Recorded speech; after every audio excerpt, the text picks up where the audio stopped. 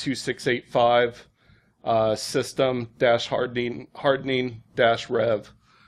So you can go out there and look at the slide decks later on. There's a lot of URL references that I'm listing in here. So there's just a lot of really great stuff. It's stuff that I've actually implemented throughout the years pretty effectively. Very few issues. Naturally the biggest things that you're going to have to do is test. So about me, which really this talk isn't about me. It's really about you. It's about the community, educating each other and just making things better. I've had about 15 years in this industry. I've held various positions. Anything from helping out the help desks, break fix problems, application scripting, OS hardening, just a lot of really crazy stuff. I get a lot of crazy requests. I actually don't even work in information security, but our information security department, they use me heavily to get things done and get things secured, especially since I work in more of a high security type of environment. So what this talk is really about, it's about hardening Microsoft OSs for domain computers and standalone computers. So depending on what type of environment that you're in, if it's not on a domain, you can still harden it. It's pretty easy to do.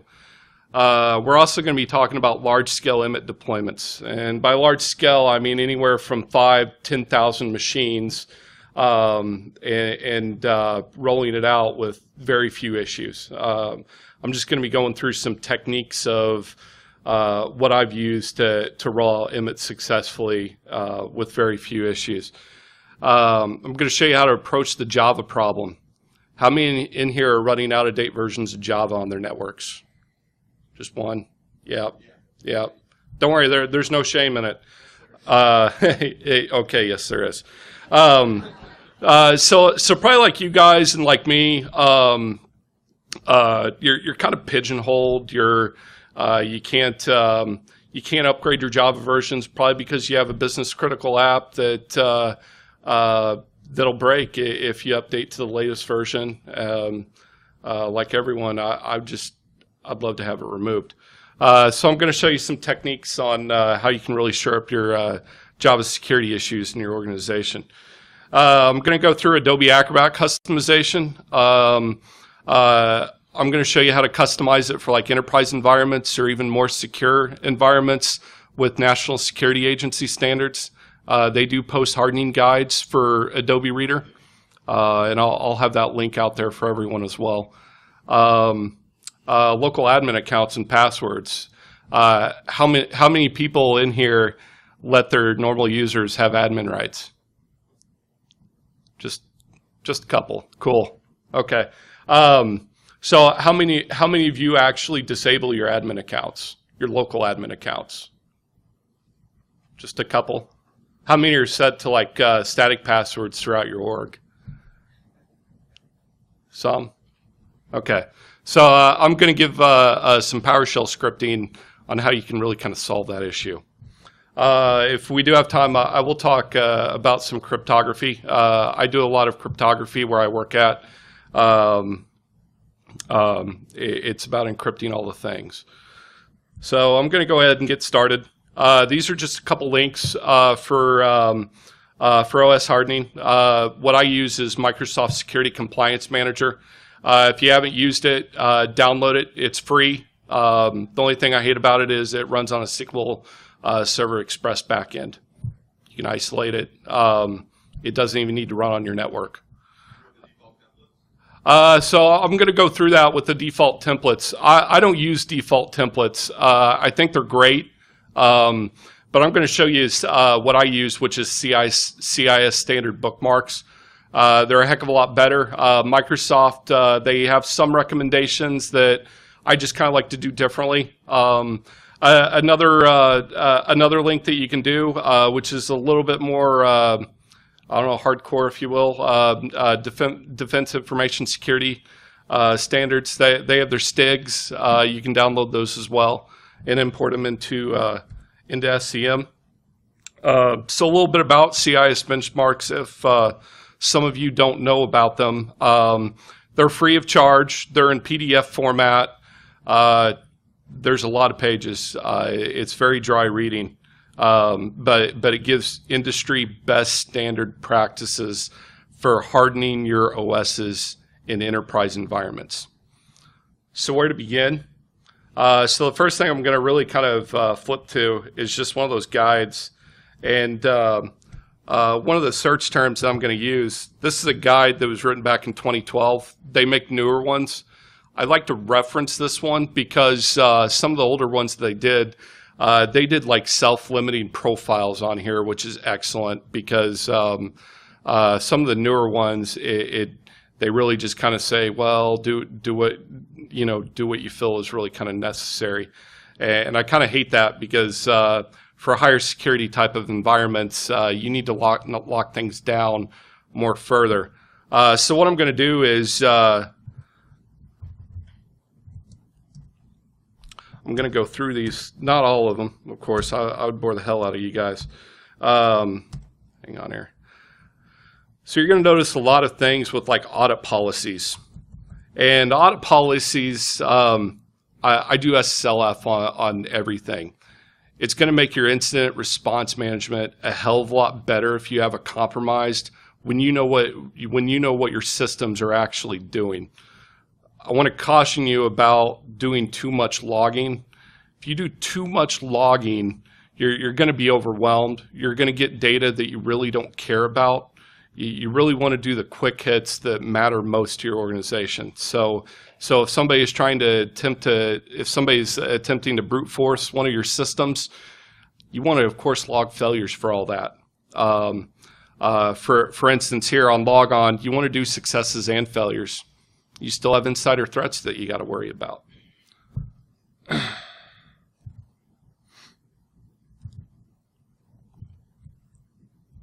It went back. That's no fun. Anyway, just moving on. I'll get to SCM here in a minute. These are just like a list of everything that's in Security Compliance Manager. CIS doesn't have some of these. So these are really good references if you want to harden other things, SQL servers, a good ones like Office, Internet Explorer, those types. So really kind of getting started, and I'm going to jump around a little bit. The best thing about Microsoft Security Compliance Manager, like I said originally, you don't need to be on a domain environment to implement group policies. You can do them locally. So right here, I just have a hardened baseline that I made, and I made a couple changes. I just copied the original baseline and started modifying like several things to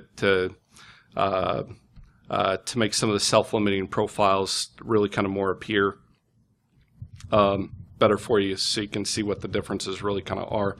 But one of the cool things that you can do here is you can go up to this GPO backup feature, and you can export this entire baseline. You can do two things with that. You can use either a tool called local GPO and put the backup that you export. You can import them manually into like a non-domain system, or you can take your backup folder and you can actually import into Active Directory. Your server admins will love you for it because it explodes out all your policies right away, so you don't have somebody screwing around with your domain controller for a few hours trying to get all these policies like set. Also, the other thing that I do, especially if you have to troubleshoot any type of hardening type process, I actually take a computer and I'll put it in a bucket that has like no policy inheritance at all, and I'll actually inject my policies locally. From there, I can really kind of I can start turning things off, because the last thing you want to do is you don't want to start flicking stuff on and off and affect 400 or 500 machines when you're trying to get through one specific issue. it's going to drive you nuts. The majority of like any of the issues that I've really dealt with have been really more around authentication type policies and network security. A good one is LAN manager. If you are not refusing LM and NTLM, you need to. If you find something that breaks, you got something that's probably insecure with the way it does its, with the way it handles its passwords. Go back here.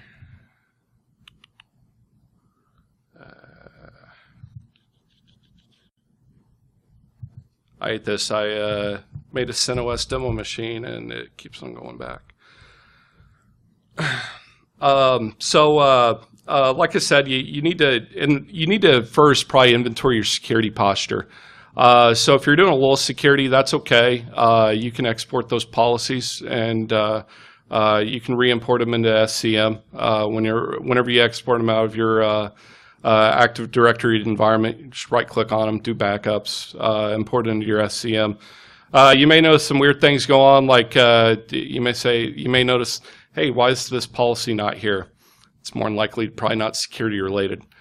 You want to keep those separate. There's a difference between customizing your OSs and customizing your security.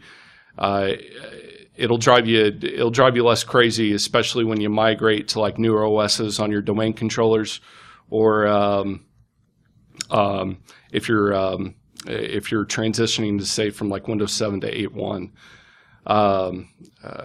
You'll have a much easier time because you're not missing anything, or you're going to miss very few things. The other thing that I like about this too is if I go back here, I can go ahead and I can do a compare and merge on baselines. So the nice thing about this, I'm just going to pretend I imported a baseline out of one of my domain controllers, and I have a new security baseline that I want to base it off of. So I got this sample one, DerbyCon Win 7 compliance, and I'm just going to compare it to Microsoft's default. So I'm going to go ahead and hit OK. Let me do this so everyone can kind of see it a little bit better. There we go. Okay.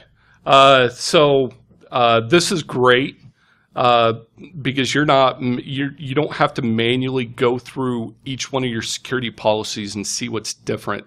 So it shores up your security a lot faster. Your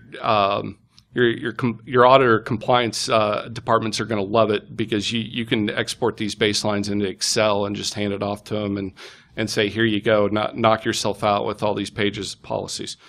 So comparative baseline analysis is fantastic. It'll save you a lot of time.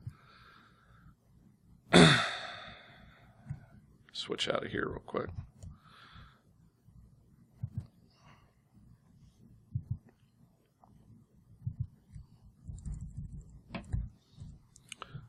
So, again, warning, you're going to break stuff. I've broken things.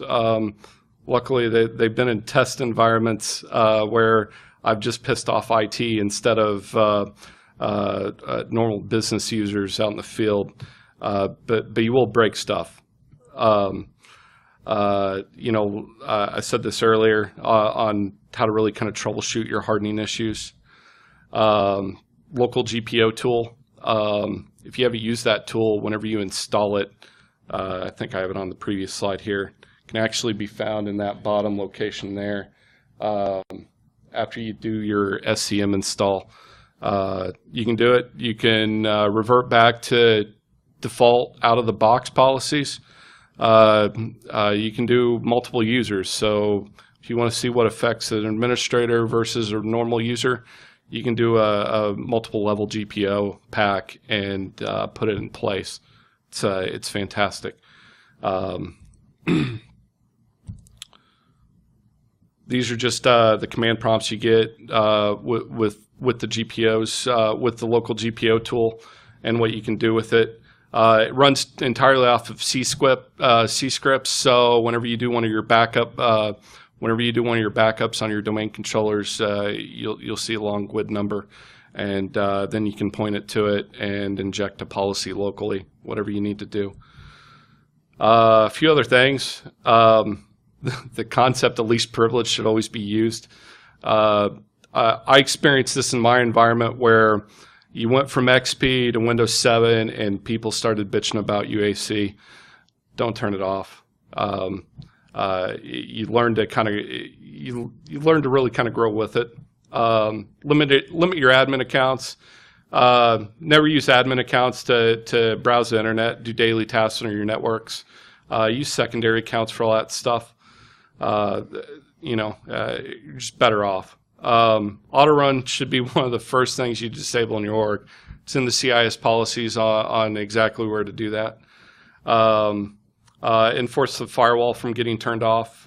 You don't even want your admins turning your firewall off. Restrict public and home profiles heavily. That's one of the best things I like about the advanced firewall in Windows 7. Like I said before, be careful about your audit policies. Too much information can be a bad thing. A few other things. Attaching debuggers to programs. I don't allow that. I've had some IT staff ask me, hey, why don't we do this?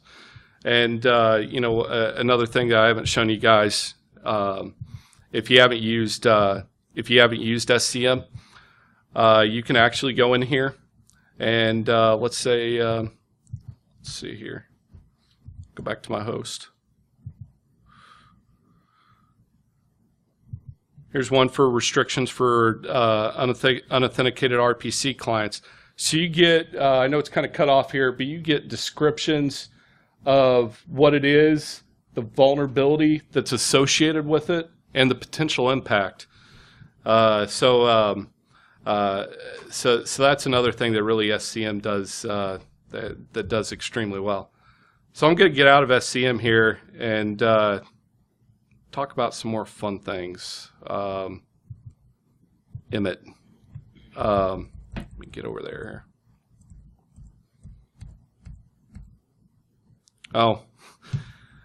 So there is a policy for disabling remote shell access.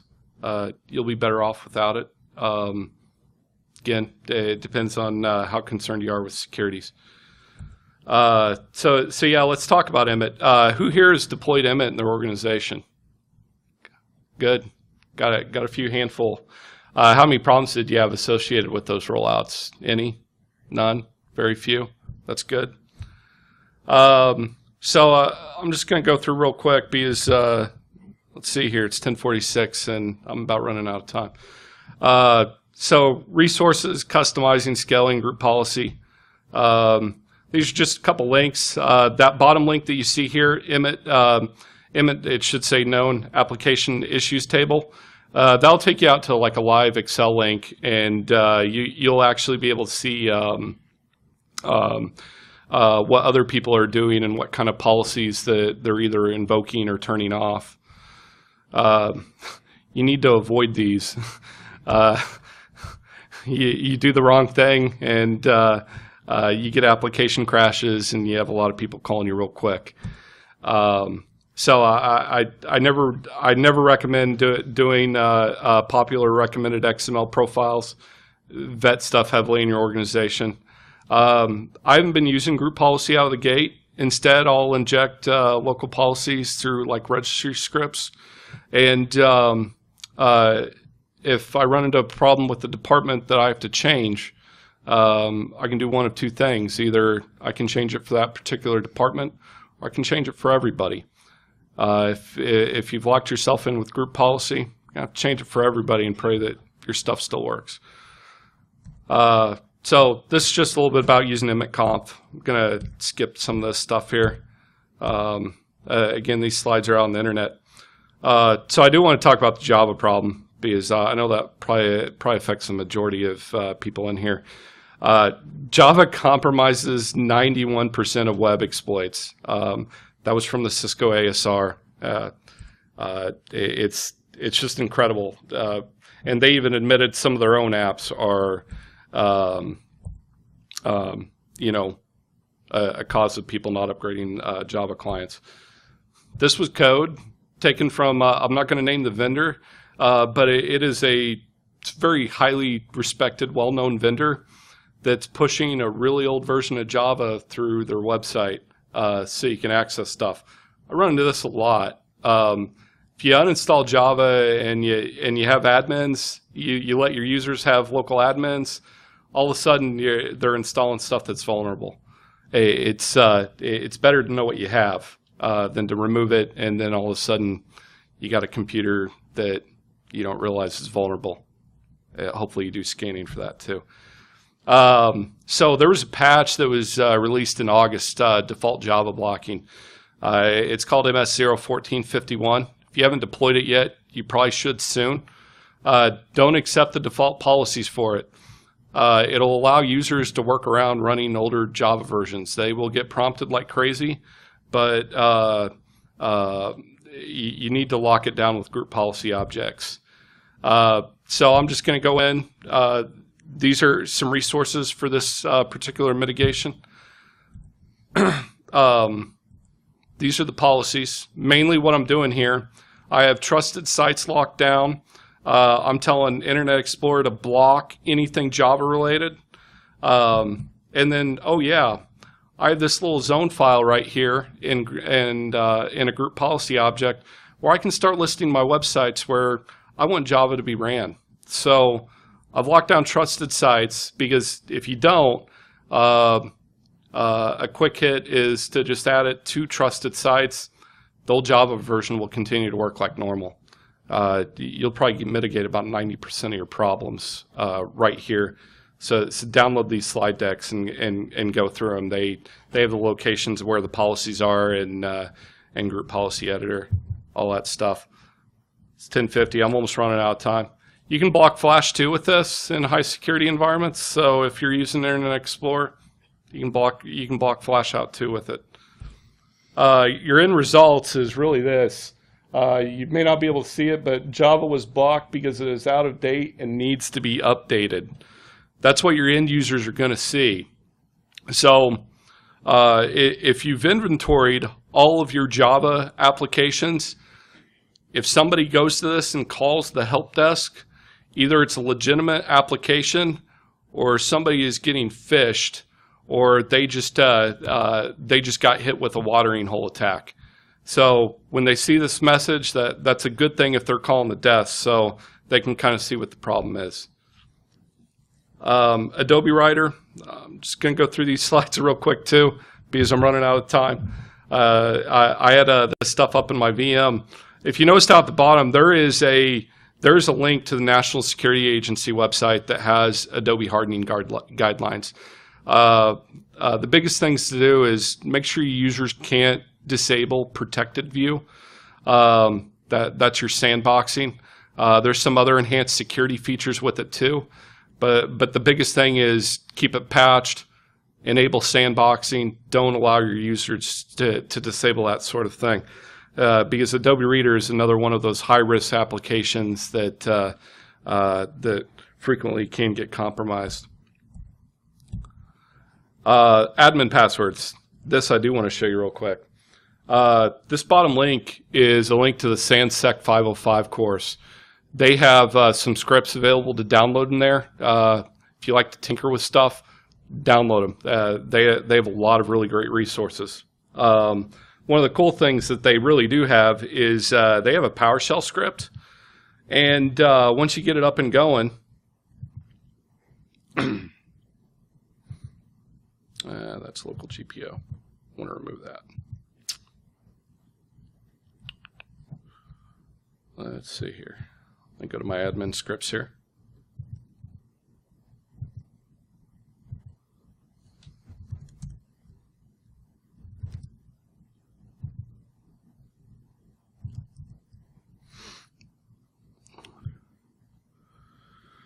Okay, I want to do an update password archive.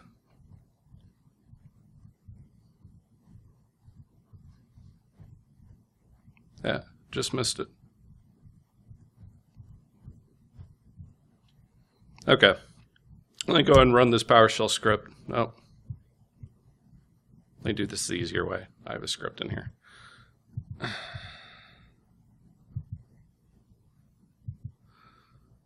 So what you're going to see here, you're going to see an encrypted file dump out here in a second.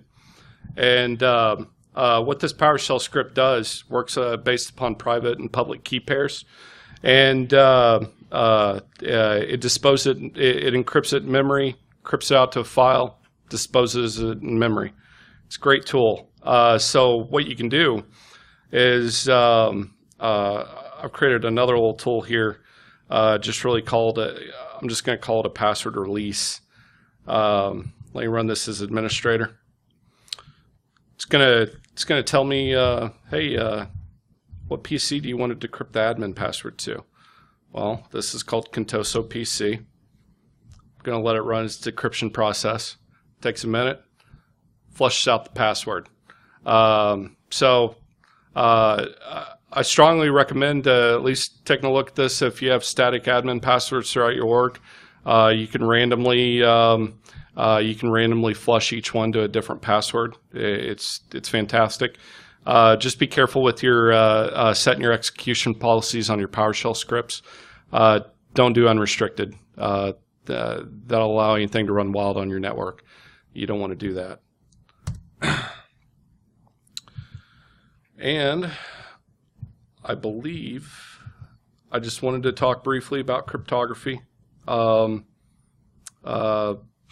TrueCrypt.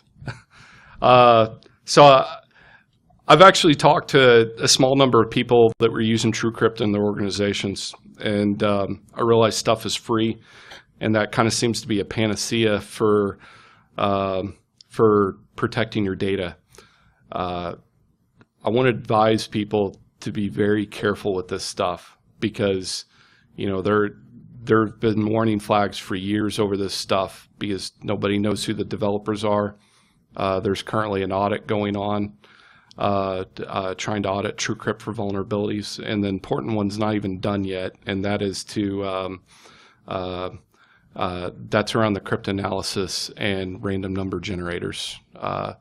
So as you're aware, the RSA had recently, the whole $10 million scheme of NSA paying off off RSA for a backdoor and random number generators. People need to pay very close attention to it. If you want something free and you move to like Windows 8.1, use BitLocker. You use something that's just tried and true, just something that's been vetted. That's really kind of it. I don't know if anyone has any questions for me. I know this is really, I think this was like 48 slide decks trying to go through everything, and it's 10:56, so I'm basically out of time. But if you do have questions, I don't know, my email here, you can hit me up on Twitter. My Twitter handle is RootSecDev, and that's it. Thanks, guys. You've been great.